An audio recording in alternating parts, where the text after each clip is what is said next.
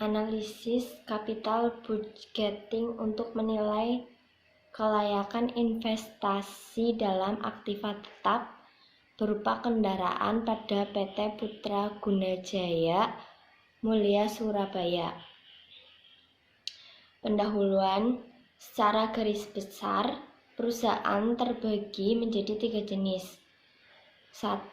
Perusahaan jasa, 2. Perusahaan dagang, dan 3. Perusahaan industri. Keberadaan aktiva tetap dalam suatu perusahaan jasa, khususnya kendaraan, menjadi salah satu fasilitas pendukung yang sangat penting. Tanpa tersedianya aktiva tetap, maka proses pengangkutan dapat terhambat, bahkan terhenti. Hal itu dapat mengancam kelangsungan hidup perusahaan yang bersangkutan. Assalamualaikum warahmatullahi wabarakatuh. Saya di sini akan menjelaskan tentang investasi aktiva tetap.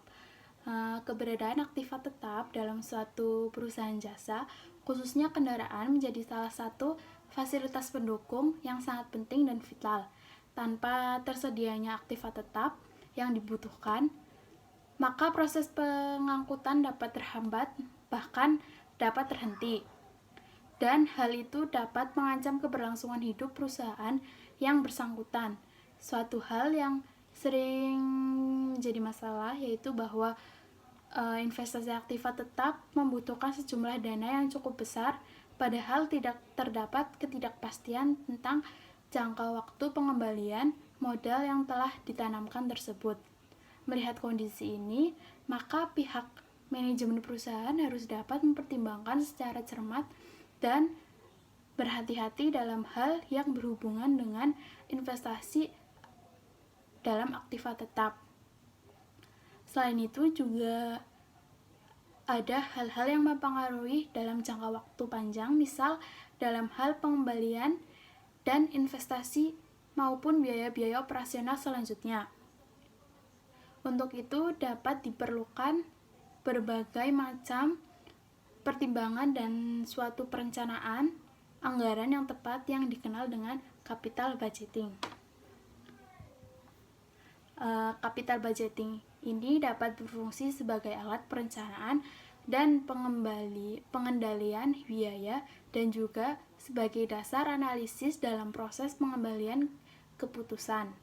Dalam analisis capital budgeting diadakan suatu penilaian dengan menggunakan beberapa teknik sehingga diambil keputusan apakah sebaiknya menerima atau justru menolak untuk suatu investasi. Hal tersebut sangat penting untuk mencegah terjadinya kesalahan dalam proses pengembalian keputusan yang dapat berakibat fatal pada kelangsungan hidup perusahaan di masa yang akan datang, karena modal yang telah ditanamkan tidak dapat ditarik kembali. Ada dua hal yang menjadikan analisis capital budgeting menjadi perlu dan penting. Yang pertama yaitu capital budgeting merupakan proses perencanaan yang melibatkan investasi jangka panjang, dan kedua karena adanya sumber dana yang terbatas. Terima kasih. Istilah penting, aktiva tetap adalah aktiva berwujud yang diperoleh dalam bentuk siap pakai atau dengan dibangun lebih dahulu, yang digunakan dalam operasi perusahaan. Tidak dimaksudkan untuk dijual dalam rangka kegiatan normal perusahaan dan mempunyai masa manfaat lebih dari 1 tahun. Terus, penyusutan depresiasi adalah alokasi jumlah suatu aktiva yang dapat disusutkan sepanjang masa manfaat yang diestimasi. Depresiasi rumusnya sama dengan harga perolehan dikurangi nilai sisa dibagi dengan estimasi umur manfaat. Lalu investasi adalah penanaman modal untuk satu atau lebih aktiva yang dimiliki dan biasanya berjangka waktu lama dengan harapan mendapatkan keuntungan di masa yang akan datang. Kemudian capital budgeting merupakan proses perencanaan pengeluaran uang di mana hasil pengembaliannya diharapkan terjadi dalam jangka waktu lebih dari 1 tahun.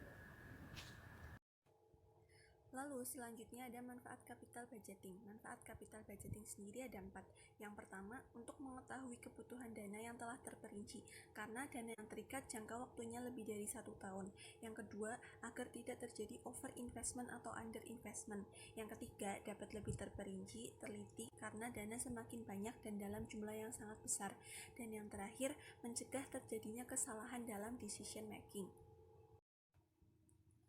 Lalu ada analisis cash inflow.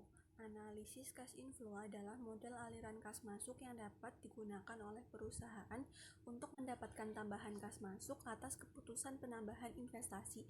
Terdapat 2 model. Yang pertama, model cash inflow apabila menggunakan modal sendiri.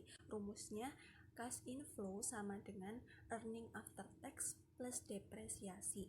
Lalu yang kedua ada model cash inflow apabila menggunakan modal sendiri dan pinjaman. Rumusnya, cash inflow sama dengan earning after tax plus depresiasi plus bunga kali 1 min pajak. Di sini saya akan menjelaskan tentang biaya modal dan 5 teknik dalam kegiatan budgeting. Yang pertama, biaya modal merupakan pengukuran atas biaya yang dikeluarkan oleh perusahaan dalam rangka menggunakan modal, baik modal sendiri maupun modal pinjaman. Dan apabila pembiayaan investasi menggunakan modal sendiri, maka dapat dihitung dengan rumus ROS sama dengan laba bersih setelah pajak per modal sendiri. Dan jika pembiayaan investasi menggunakan pembiayaan modal pinjaman, maka dapat dihitung dengan KD dalam kurung 1 dikurangi T. Selanjutnya ada 5 teknik dalam capital budgeting. Yang pertama ada payback period atau PP. Rumusnya yaitu PP sama dengan initial investment per cash inflow, dan apabila PP lebih kecil daripada umur investasi, maka dapat dikatakan layak. Dan yang kedua ada profitability index atau PI. Rumusnya yaitu PI sama dengan present value cash inflow plus per present value initial investment. Apabila PI lebih besar daripada 1, maka dapat dikatakan layak. Lalu yang ketiga ada internal rate of return atau IRR. Rumusnya yaitu IRR sama dengan I1 dalam kurung NPV 1 per NPV 1 dikurangi NPV 2 dikali I2 dikurangi I1. Dan apabila IRR lebih besar daripada COC, maka dapat dikatakan layak, dan begitu pun juga sebaliknya. Selanjutnya yang keempat ada net present value atau NPV. Rumusnya yaitu NPV sama dengan present value cash inflow dikurangi present value internal investment.